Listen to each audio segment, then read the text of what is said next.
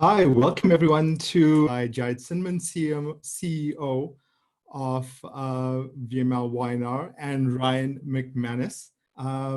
Jared and Ryan, if you can please switch on your cameras as well so we can all have a look and we can all chat to you as well.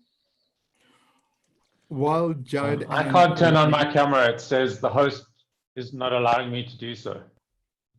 Let's do so.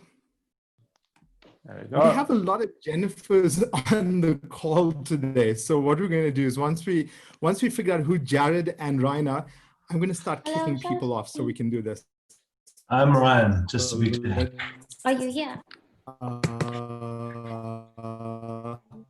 thank you. Bye-bye.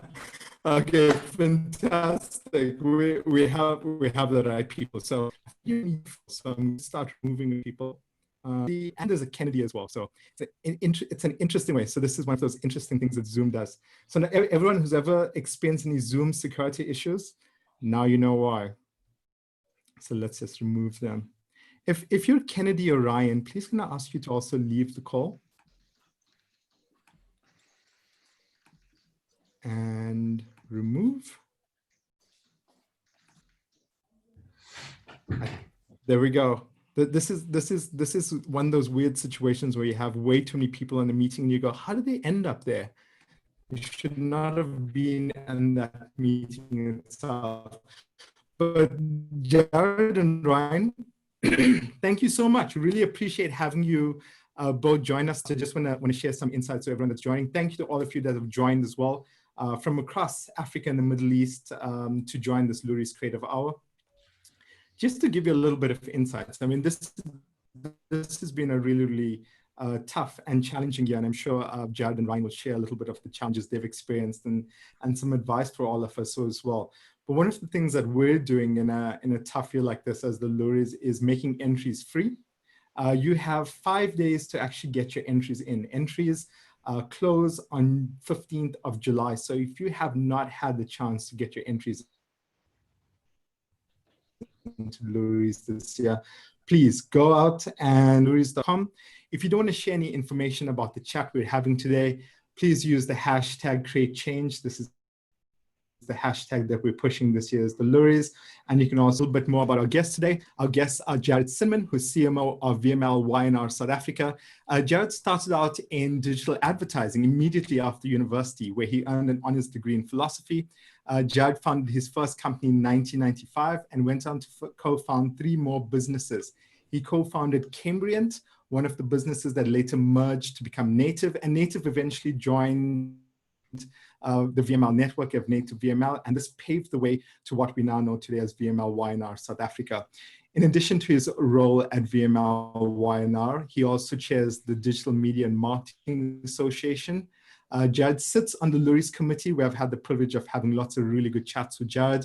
He also sits on the Bookmarks Committee, the Creative Circle, and is an alternative board member of the South African Audience Research Foundation. He also writes extensively on industry matters for various publications and blogs. We also have Ryan McManus, who's the Chief Creative Officer of VMLY&R South Africa. Ryan co-founded jointhepipe.org, an NGO that won Best New Initiative from UNICEF. He also co-founded the Soon Institute, a company focused on prototyping futures within the communication industry. Jennifer, if I can ask you to, I'm going to put Jennifer into, there we go. Jennifer's going to go as an attendee right now. There we go. And under Ryan's creative leadership, the agency has experienced phenomenal growth and climbed the creative rankings. Ryan has been recognized numerous times at various awards, including the Loeries. He has been listed in the Mail and Guardian Top 200 South Africans, the Media Magazine's Top 40 and the 40. He's spoken at numerous conferences and graduations and judged numerous awards around the world, including the Loeries amongst them. And Ryan is an ExCo member of the Creative Circle South Africa. So Jared and Ryan, thank you so much for making the time to join us today to speak to the entire Loeries community and share your insights with us. So thank you once again. Jared, maybe starting with you, how are you coping with this, with the lockdown and with COVID-19, and how's the business coping during this time? Cool. Hi, Preetesh. Thanks for inviting us along. So yeah, I mean, I have a 9-month-old baby, and COVID-19, and so it's feeling pretty intense in general. I think that I think we've experienced the same thing everybody else has, which is a huge change in the playing field. There's been lots of impact on our business from this virus, just in the sense that it's impacted a lot of our clients in various different ways. But I think what I'm starting to be more interested in now is in the good things that it's brought us, rather than just the challenges that it's brought us, because I think that there is something about this that has given us a chance to reflect on how we operate and what we're doing and how we do it, and it's challenged us to work in new ways. And I think as someone who comes from a digital world, to be honest, the remote working thing was always an aspiration of mine for our business, and this has accelerated that. So that part of it, I think, is kind of a positive. But yeah, I think overall I would describe myself as very stressed and with not enough sleep. That's pretty honest. I think a lot of us feel like that as well. And Ryan, on your side, how are you coping? Yeah, I think stressed and not sleeping enough was a standard setting way before COVID. So I wouldn't blame COVID for that. But yeah, I think, like everyone, we've had a lot of challenges. Our clients have had challenges. Getting everyone up to speed and running has been tricky. But for me, we're through that kind of stabilization period now. And now it's about starting to grow and starting to look forward and really sort of see where we're going. And yeah, for me, the biggest challenge at the moment is to start to get these kind of calls that you spend your life on, in front of these screens, to be playful and creative and not just efficient. I think there's a inherent efficiency baked into, like, okay, we're in this call, we've got to do this stuff, we've got to get, okay, you do that, and we all kind of try and get through it really quickly. But actually we need to start playing with ideas and talking about philosophy, or talking shit a little bit as well, because that's where ideas come from. And we don't get to go and sit in bars and talk about ideas anymore, although a few of my friends and I are talking about putting a pub in the backyard for selected members, to start doing that again. Okay, just remember me when you're doing that as well, because I think I missed that right now. I think all of us on this call experience that, where there's almost a sense like we want to go out and meet people. Speaking about meeting some people, I just want to thank a few of the people. I can't get to all the names of everyone, and I can see it's continued to grow, the number of people who are joining us. So just to name a few people, thank you, Andy Dippenaar, for joining us, Anne Newrock, Craig Page Lee, Doug Place, Daniela Neto, Etta Ferreira, Harvard Letsualo, good friend of mine who also likes, who have never met, somebody I've met via this digital world, Insaf Khan, Katrine Grobler, Melina McDonald, just a few of the people there. So I'd like to recognize all of you and thank you for joining. And we couldn't get to all of your names. It's just this too many people on the call for that as well. One of the things that was interesting. Better make sense on here today.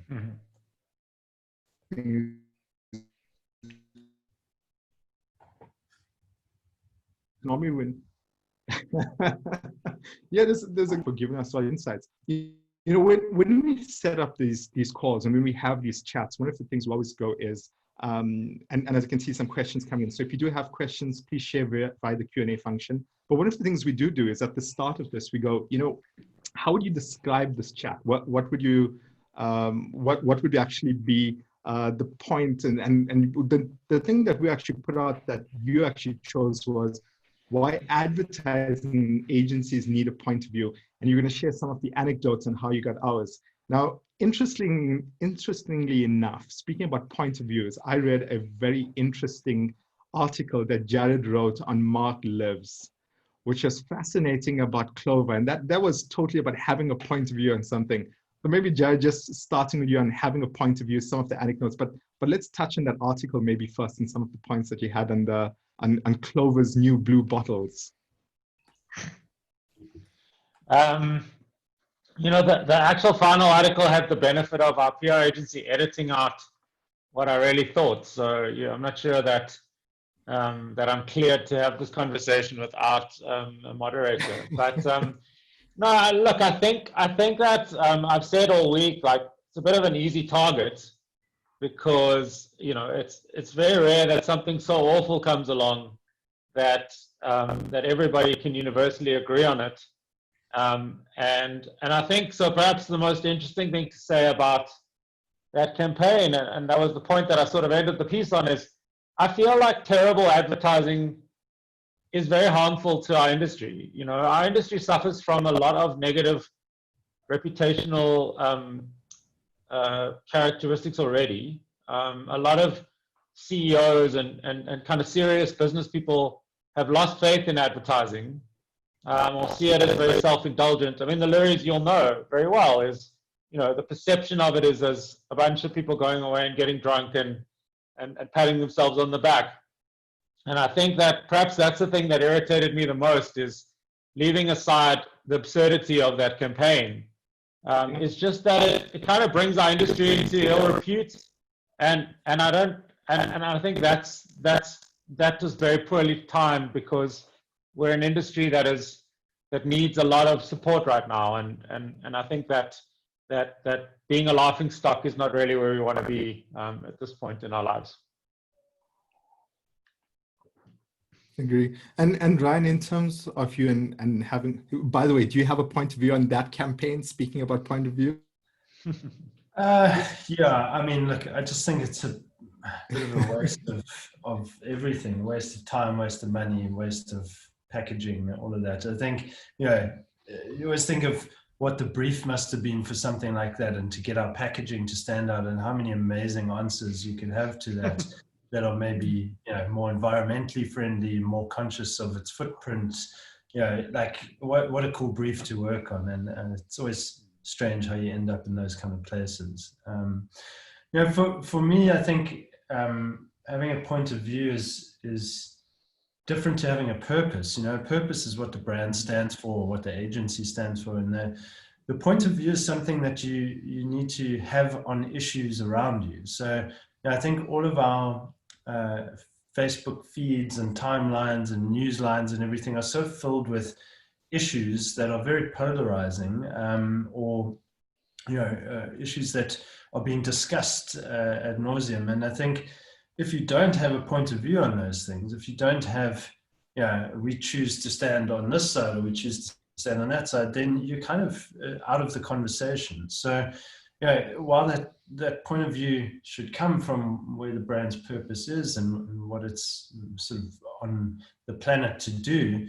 I think brands have to choose their audiences a bit more today. I think agencies have to choose the brands they want to work with as well, so that the values are aligned, and it's not just this kind of cast the widest net and hope for the best kind of approach anymore. So I just think it's important that we have some conviction, because otherwise we end up literally just adding more shit to the world, you know, and putting in more and more of the stuff that people don't want to spend time with, of the stuff that people are trying to block with their ad blockers, or PVR out of the way, or just ignore at best.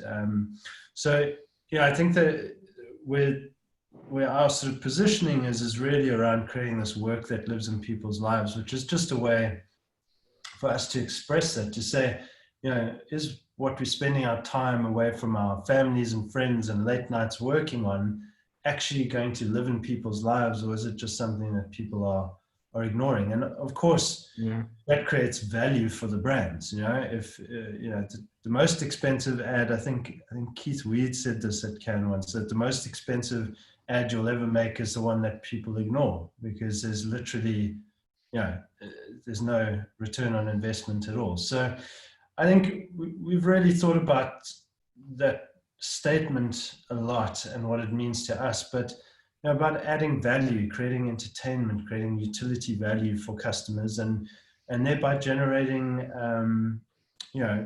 strong results for the brands, strong growth, because people actually want to spend time with the work. And now with COVID, when Jared was talking about the industry sort of being put into disrepute, I think advertising has a real role to play, particularly for local business. I think we have to help business grow. We have to help them strategize and work out how to shape their products and services, how to develop tools that can create a different sales funnel, or bring a new audience to their product or service. So we have a real role to play in local business, and that's an example of what not to do, I guess. Coming back to the Blue Man thing.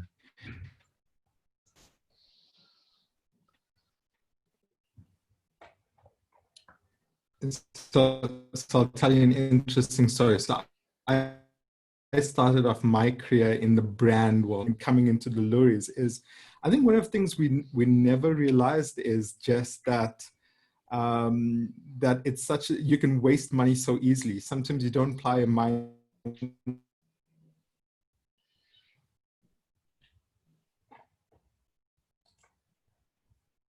that it takes as much effort as to create well, maybe a little bit more effort to create if you make that a little bit more, you can get something that stands out from the crowd. And it'll push a lot of things out there. So speaking about getting a point of view and getting to this point, obviously it doesn't just start off. You have many years it goes.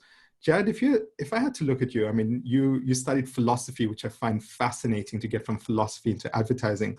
How did you make that transition? How did you actually get from studying philosophy and entering the advertising world? What was that journey for you? Well, I was alarmed to discover when I left university that there were no jobs for philosophers. I was about 2,000 years out of date.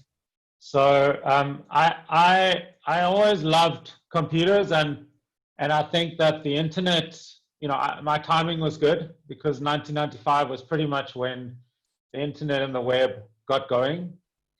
So I was one of the few people who even knew what email or websites were at that point. And actually, I wasn't really interested in the advertising industry. I always thought that the advertising industry was a terrible place, and was really just a means of taking money away from people for products that they didn't need. And so I very actively didn't want to be in the ad industry. I did a lot of software development work and digital, what became digital advertising, but certainly at that stage it wouldn't have been called that. And I think that slowly but surely a whole bunch of worlds collided, and I ended up in an ad agency. But I think what Ryan was alluding to, which is worth saying, is if we have to put a label on ourselves, we have to call ourselves an ad agency so that people know what we do. But honestly, there are many days where I look at our business and I think it isn't really an ad agency. We're doing customer experience development, or we're building e-commerce sites, or we are, even responding to ad briefs with music videos and talent show, and entertainment properties. So I think that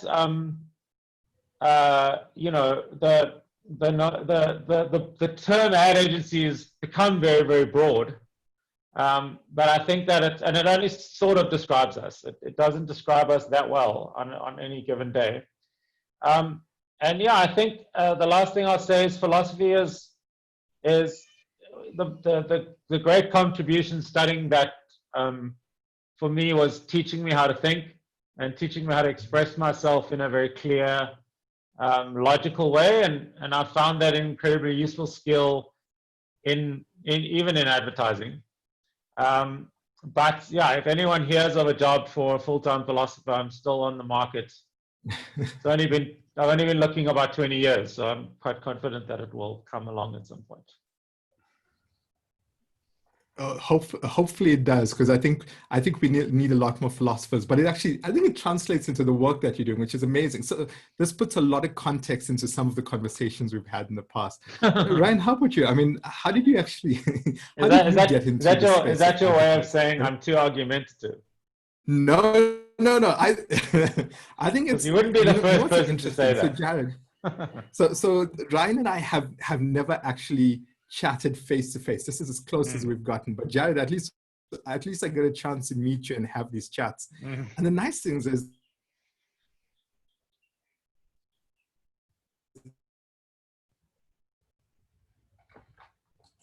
there's always Jared has an amazing point of view in terms of the direction and things we can do. But it's so great to be able to see where that thinking is coming from. And I think that's what's useful. Because even though we've chatted, we haven't had a chance to just sit down, have a drink, have a chat, for me to get to know Jared Cinman well enough and Jared to get to know me. So this is why this exercise today has been so useful. And I think for a lot of people on the call as well, for them to get to know everyone in a different aspect is so good. Since background, I understand how did you get so one of the habits we have people, and how do you do advertising, or if you're in advertising, how do you actually make this a success? So in terms of your journey, how did you get into it? I think that's aimed at you, Ryan. Preetesh, your connection is very, very bad. But I think you asked Ryan how he got into advertising. So settle down, because he's got a great story. Yeah, I don't know. Just shout if I'm breaking up here or whatever. I know it's. Okay, I'm just going to try and talk. So yeah, I think we are losing everybody, but I think we've got. Okay, I don't know if my line's as bad, but keep losing Preetesh. But yeah, I mean, my journey with advertising has been a kind of meandering one, I guess. I like 99% of every sort of the human race, I guess. I hate advertising pretty much as everyone does. But there's a small percentage of advertising that is incredible, that is inspiring, motivating, unlocks behavior, changes the way you think about something. You know, that's that little sliver of what you can do when you have amazing creative thinkers, amazing human insights and sort of behavior studies, amazing creators, you know, makers and doers and storytellers, and the ability to communicate at scale quickly. You know, I think those ingredients are an incredible set of ingredients to play with. But like 99% of the time, it ends up being something that you just really feel like you'll never get that second of your life back. And why would you ever want to spend time with it? So I've always kind of used that hatred for that part of it to fuel my own purpose, which is to try and create things that are worthwhile creating. And I mean, I remember I was working in Amsterdam at the time, but we were working on Evian, the water company, a lot, and going to their Paris offices, which are these big, beautiful, you know, white offices in the center of Paris with pure water everywhere. And sitting around a table week after week talking about, like, should we cast Claudia Schiffer or this other supermodel in the new Evian ad?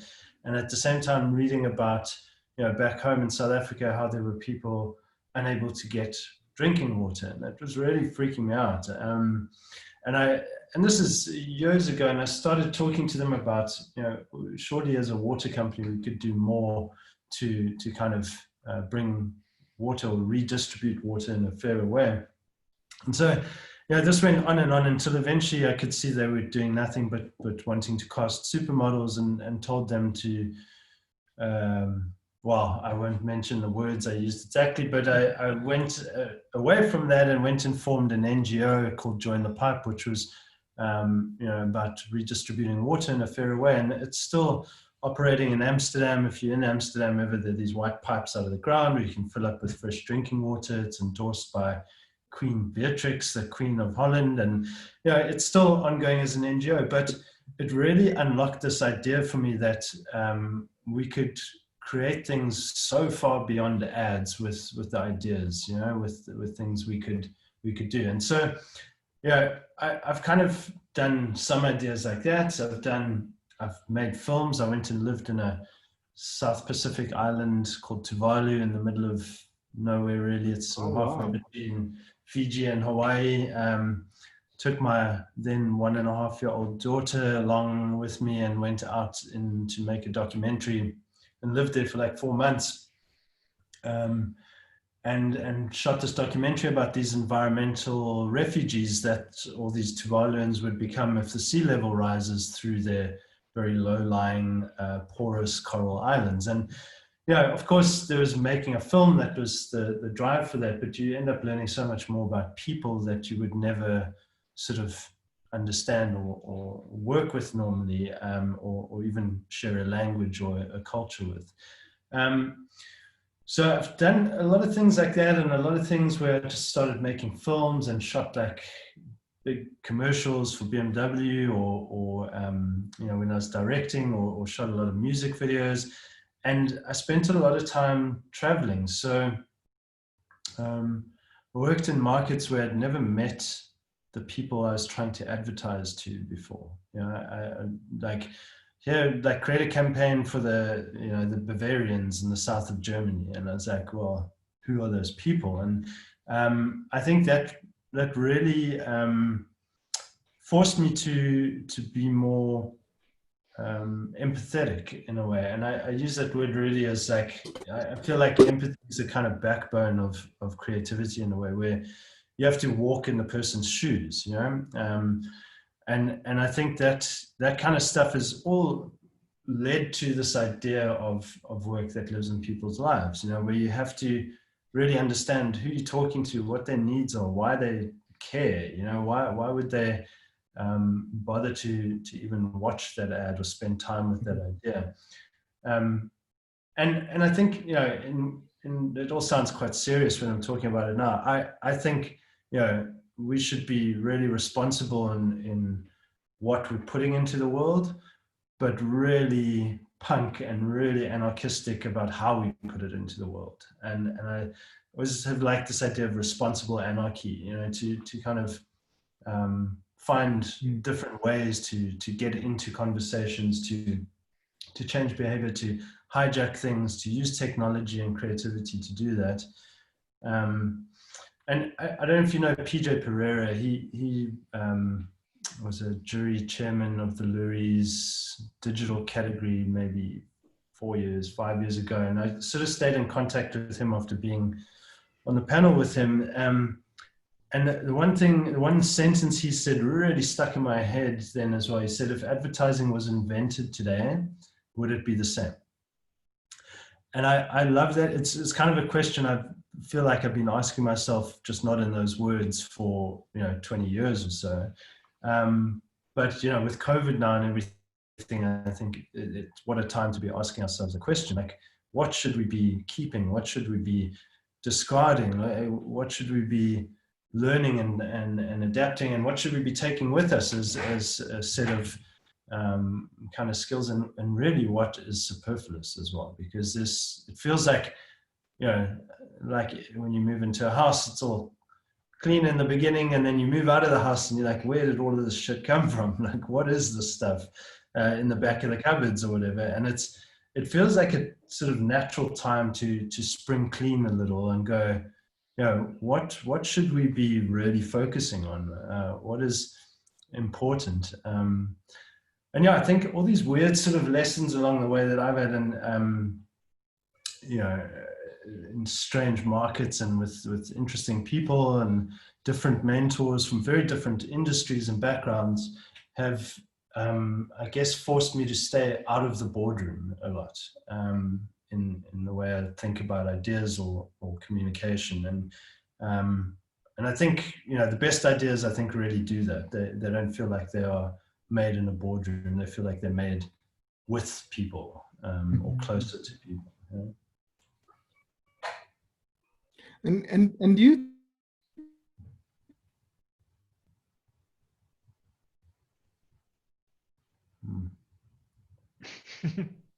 think that brands that they're dating new ads are working with agencies? Sorry, say that again, Preetesh. We didn't catch that. I find so apologies if my network's bad. It's one of those things. I heard there's a lot. There seems to be some weird issue with my network today. Can't trust any of these suppliers right now. So hopefully you can hear me. If there's an issue, please let me know. I'm just trying to figure out if everyone else is having issues as well. But yeah, I mean, just in terms of when brands are creating this, one of the things you said, Ryan, is that they need to make sure that, you know, when you're creating communication, it's done really for people and it's really close to those insights. Do you find that that this resonates with a lot of brands today? Are you finding that it's just as easy, or does it just come down to cost at the end of the day? You know, I think I don't think it's I think it's something people are really good at saying in boardrooms, you know, and there's a lot of, you know, this industry is so good at coming up with catchphrases and buzzwords for itself. You know, I love, you know, the beginning of Mad Men, where it's like they coined the term Mad Men for the ad people on Madison Avenue, and they coined it themselves. You know, that's what this industry does since back then. So I think there's a lot of talk of authenticity. There's a lot of, you know, all these kind of words thrown around in boardrooms, but you can see it in the work really easily. And a lot of the time, I think it's about just staying true to that idea and not letting it sort of be unspaghettied or, you know, chipped apart by all the stages that a piece of work has to go through. I think a lot of the time the intentions start as really pure when the ideas sort of, everyone gets excited about that idea and everyone starts to rush off to go and make it, whatever it may be. And you got to hold on to the right parts along that path. And, you know, a lot of those decisions come from, you know, money, or now this guy says we have to do this, or someone's worried about this thing, and lots can shape and change and everything. But the integrity of that idea has to remain in place for it to really connect to people. And I think a lot of those decisions end up chipping that away, which is, yeah, it's a terrible place to get to the end and go, oh my God. Yeah. You know, I think as much as agencies obviously need a point of view, I mean, what really matters is our clients need a point of view. And I think that great advertising flows from great clients with a great point of view. And I think, to me, what clients are kind of, they sit with two big obligations. The one is to change the fortunes of the business that they represent, to try and make that business more successful. And the second is to influence the world in a positive way. The amount of money that a brand has to influence the world is enormous. I mean, I have many friends who work in nonprofits and those kinds of organizations that are scrambling over, you know, the tiniest amount of money compared to what a big brand has to spend on advertising. And if you spend it right, and if the brief is right, and if the client has got the right kind of, or you know, an inspiring vision, they can make their businesses incredibly successful, and they can influence the world in a very positive way. And the truth is, we all know which those brands are. They're right on the tip of our tongue all the time, because it's so obvious.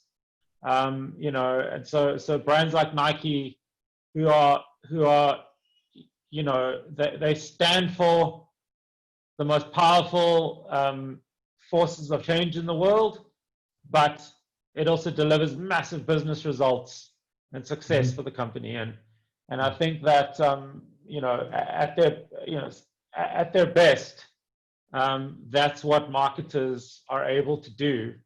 And agencies get to be part of that story, and we get to be part of the journey of making it happen. But in the end of the day, it's not our money and it's not our businesses that are the heart of this industry. It's actually our clients, and it's their businesses. And I think it's really important, and that's why we're so dependent on finding clients for us that have a similar vision and a similar mindset, because otherwise, I mean, your question was, do we find that marketers generally want this? I think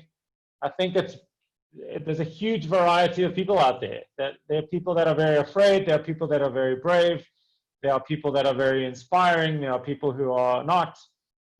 You know, it's a broad church, this industry.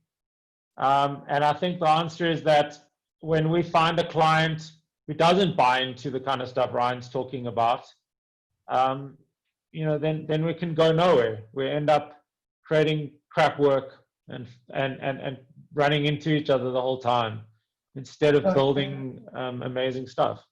I think it really comes from trust and relationships as well. You know, as much sort of work as can be done, it's really about a partnership. And I feel like the best work we've ever done has come from a deep trusted partnership with our clients, where we feel like we're an extension of their marketing team, and they feel the same way. I mean, you know, not to talk about Edgar's too much because of the current state. That wasn't our fault that they're here now.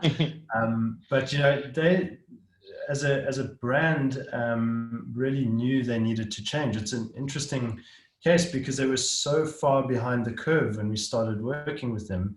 And, you know, one of the things I've also been trying to do with brands like that is to maybe decolonize is a too strong a word, but, you know, to really bring it into a relevant contemporary South African time where it's not this, you know, I pulled a sheet of Edgar's ads to go and show them in the first meeting I had with them, and was kind of asking who these people are in their ads. You know, they felt so fake and foreign to the people on the streets of South Africa. And that kind of stuff, you know, it is obviously, you know, I could look back and say they were really brave. And I don't think they were, like, brave implies that there was some kind of massive risk. I think there's always a risk of failure. But if you don't have that point of view, you risk nothing but throwing your money down the drain, kind of thing, because it's just going to be ignored. So, you know, that we were on a really good trajectory with the brand until COVID came along. But it was a real change, and small steps like that create a real wave of momentum through the organization. The employees were suddenly proud to be part of it again, and, you know, becoming ambassadors for their own organization. And so that ripple effect, you know, when you talk about Nike as well, you know, they really put a flag in the ground on what they believe all the time. And I think that ripple effect gets you very loyal people. It might get some haters, but, you know, who needs those guys anyway? So I think we have to choose the audience you want to speak to, and really, you know, double down on that, not sort of try and please everyone all the time as a brand. It doesn't feel like there's a space for that, at least anymore. How it used to be, like, you know, you make this one big thing and hope that everyone likes it. So yeah, I think that the relationships are key, and we've had some amazing clients that have worked very tightly with us, and we feel like we on the same page with our philosophy of where the brand should go and what it should be doing. And yeah, it's a journey, though. You know, that stuff never gets to an end point, and I'm sure the guys at Nike would tell you the same. You know. Yeah, Jared, if you actually have to look at it, I mean, in this COVID-19 time, there's always concern about some brands are going, we shouldn't be spending at this time. Others are going, maybe we should be spending more. What would your advice be to brands in this time? And what is VMLY&R working on right now that you find that's very exciting, and in this time when creativity is so tough? Look, I think the advice is the same as ever. I mean, there's still a target market out there. There's still consumers out there. You know, the way you reach them might be slightly different because they may not be driving around in their cars as much, or certainly not going to the cinema and things like that. But I think I don't think the job of a client or an agency has changed. I think that this is a very, very specific and huge challenge that our society and our economy is facing.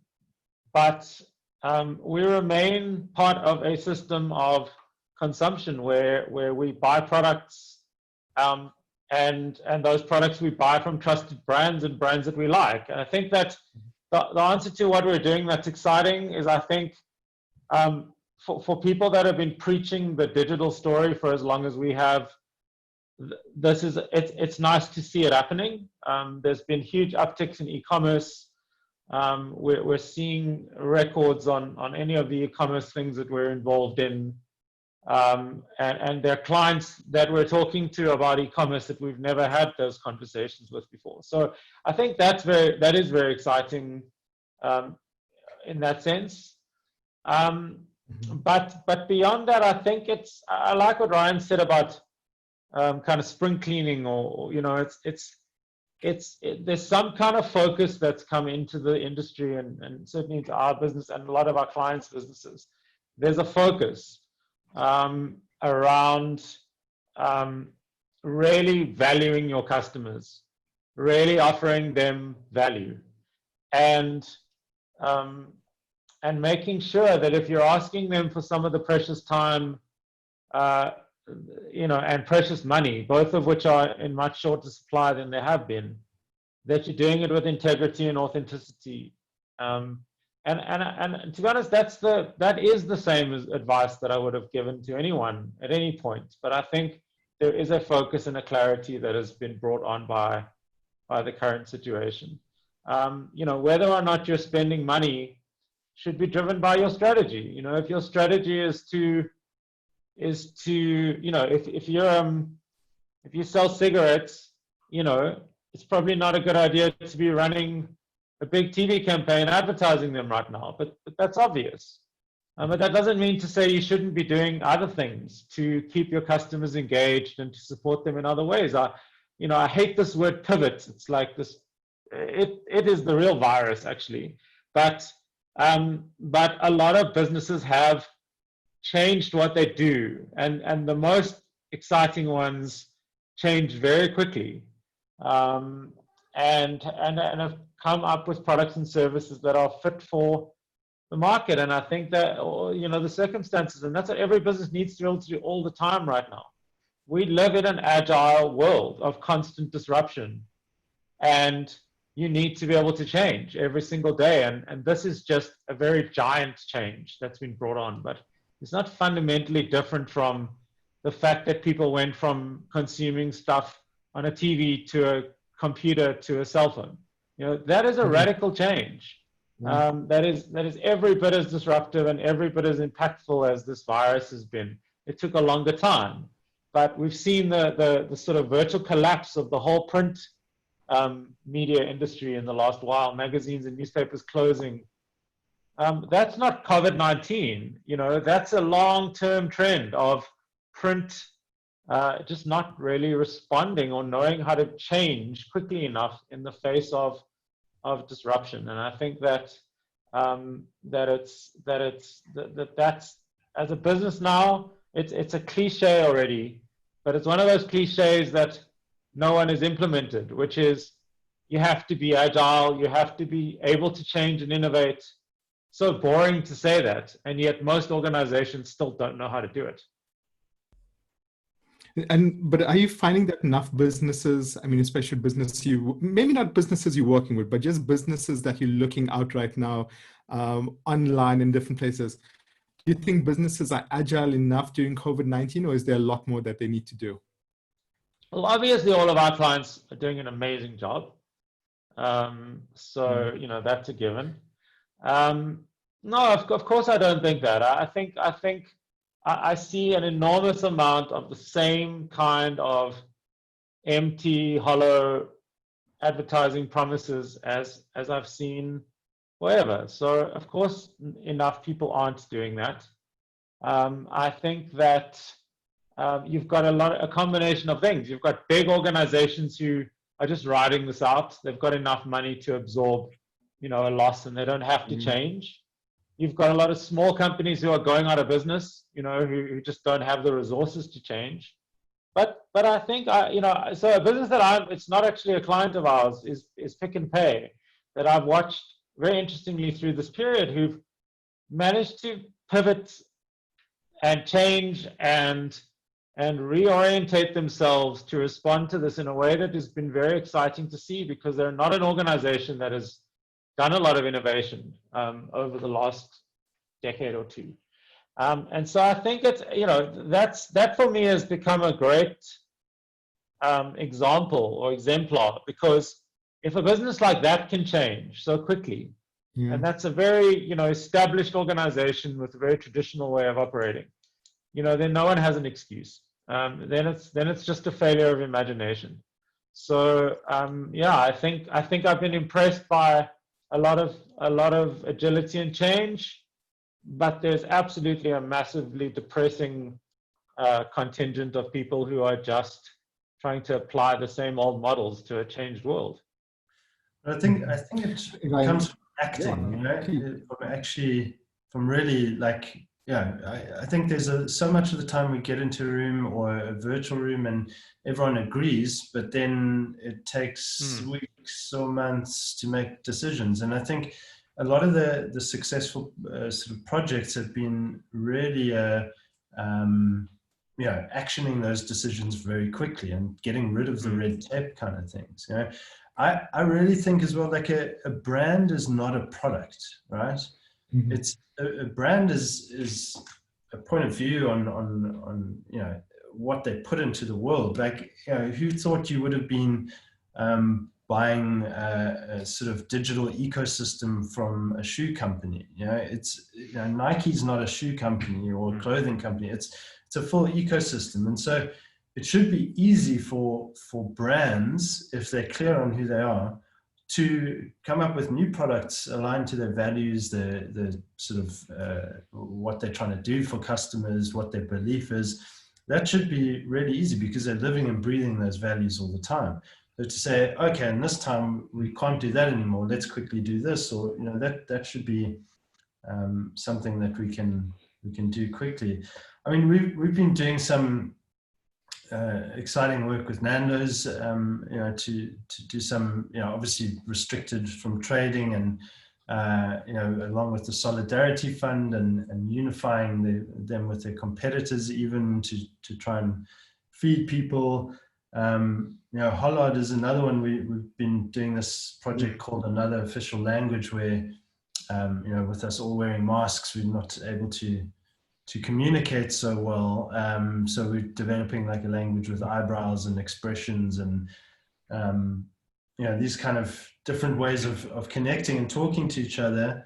And I guess, creating more actions than ads, which is something I feel like I've been talking about for ages, but to actually just go do something, don't make an ad, go do a thing, and it'll become advertising.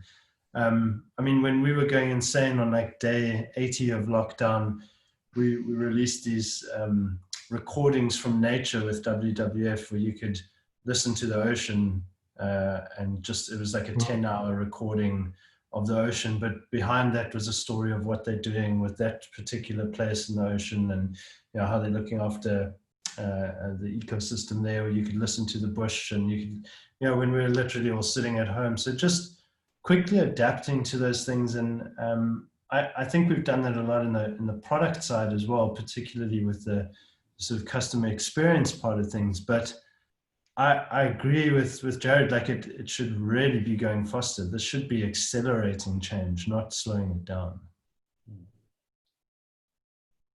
One of the things we're hoping to get out of this, so one of the things we've done as the Loeries is this year we've made entries free, because we're hoping to get a lot of these case studies in terms of how different agencies and brands are adapting and also going a lot more digital in lots of their work.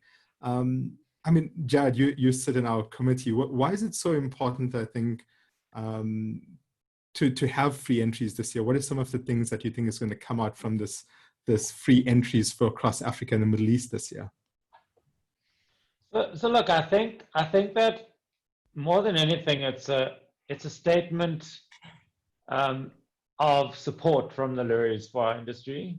And I think, what your predecessor, Andrew, always used to remind us of is the Loeries is a property of the industry. It's not a profit-making organization.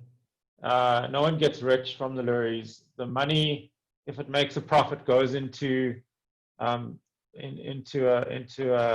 account that gets used in times like this, when things aren't going that well. So it belongs to all of us. The Loeries is all of ours, and I think that it's great. It's a great thing to acknowledge where agencies find themselves, and to give people an opportunity to enter, even though they may not be financially able to do that. I think that it's also just an interesting experiment. I mean, it's never been done before. We don't really know what's going to come of it. Maybe we'll find some hidden gems of people who've never been able to afford to enter, who suddenly break through. So I think that it's that really it's a time for everybody to pull together rather than fight over anything. And I think that I'm hoping that what Loeries feels like this year in general is that we all pulled together, we showed the best of what we have, and we demonstrated to our whole region what this industry can do at its best. And I think that if it does that, then it's made a hugely valuable contribution. And Ryan, on your side, what are your thoughts? I mean, I know you've got these massive teams under you as well. Is this something that's exciting them? Is this something that they want to enter this year? Yeah, look, I mean, we're always excited by the Loeries. You know, I love judging because you get to spend time locked in a dark room with your phone off, and you can actually just spend time with the best work. You know, I think looking at all the best work, seeing what's out there, and this year with it being free, I think really the smaller boutique agencies, design shops, interior guys, all these guys who kind of don't normally get the backing of a network or a big agency to enter. I'm really excited to see that stuff because I see it out there, but I don't see it enough at the Loeries. So I'm really excited about seeing the sort of full spectrum of work across the region as well. And I think it's going to be a really good show this year in terms of the type of work that's showing up. Maybe there'll be lots of different formats without everyone submitting case films and things like that. But through that, hopefully we discover new ways to refresh how we do that as well. You know, I think the 2-minute case study is becoming a little tired for a few years now already. So yeah, I think if anything, we're going to see more variety, more creativity, and hopefully a great body of work. And hopefully we can all get together in person and look at it at some point as well. Yeah, I'm looking forward to hopefully being able to meet you in person and to be in the room again with Jared to have a good chat. It's a strange year though, so who knows? Let's see. We'll be able to share more in the. But you know, as also apologies to everyone today. I'm not too sure why my network has decided to act up today. But one of the strange thing about this digital world as well is that you never know if your network's going to be working when it needs to go, and this is a strange I recommend thing. So, moving over to Supersonic, who are one of our clients. Yeah, or just stop downloading those free movies while you're on the chat. Yeah. I'm scared that this area is now I'm scared that there's kids on Netflix and playing games right now who are messing up the network in my area. So we'll blame them for today. So apologies. Normally this is a perfect call. So I think it's a good excuse. Maybe we need to continue this. We need to do this again and have a longer chat. But maybe as we're out of time, maybe starting with you, Jared, we've got people across Africa and the Middle East who are having a challenging time, and especially people in our industry. What would you say to them? Do you have any words of encouragement to people in this time right now? You know, not to end on a somber note, but I mean, I think in the last week, we've had 4 or 5 people who've lost parents, uncles, relatives from COVID. I think the truth is that you know, this can't be fixed with the right picture on Instagram. It's a very real thing.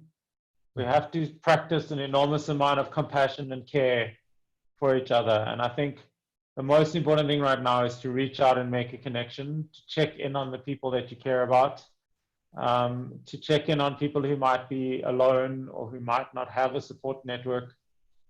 You know, we have counselors on our payroll that are available to all of our staff, and they're fully booked.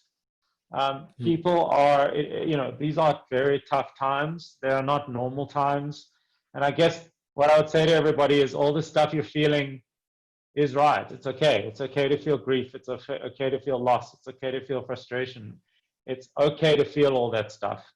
And just reach out. You know, everybody's in the same boat, and I think we need to be there for each other. And that's really the most important thing that I would leave everyone with. You know, I don't think we should try and guess the future, because we don't know what's going to happen, but we need to be there for each other today.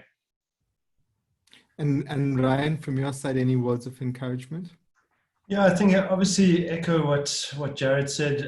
You know, we've been checking in with a lot of our people, but also friends and family and everything. And yeah, everyone is struggling.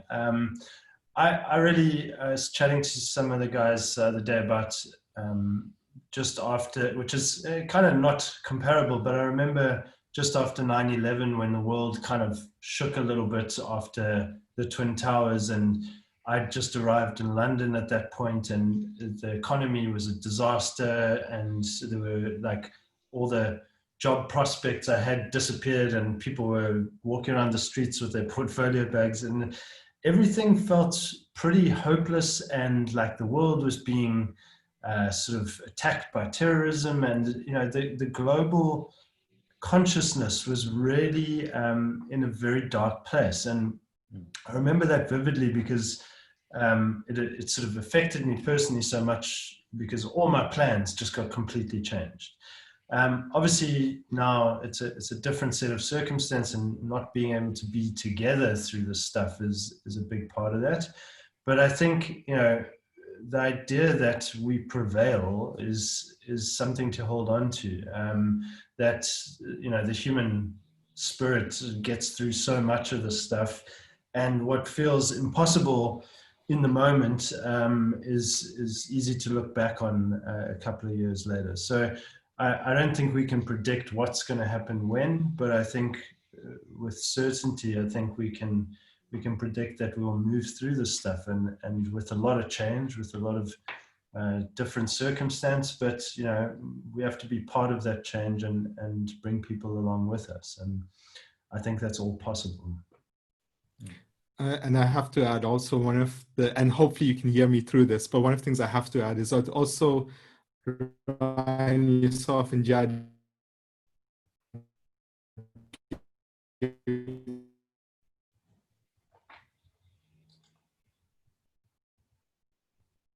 up your time to have a conversation. Appreciate it. So thank you to both you and Jared for being here today.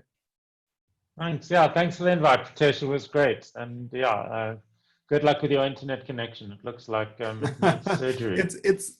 It's normally perfect, Jared, but today is those crazy days. So I think it's an excuse. The excuse is we need to have this again. We need to do another chat. So I'm looking forward to that. We're available. We're available anytime. Fantastic.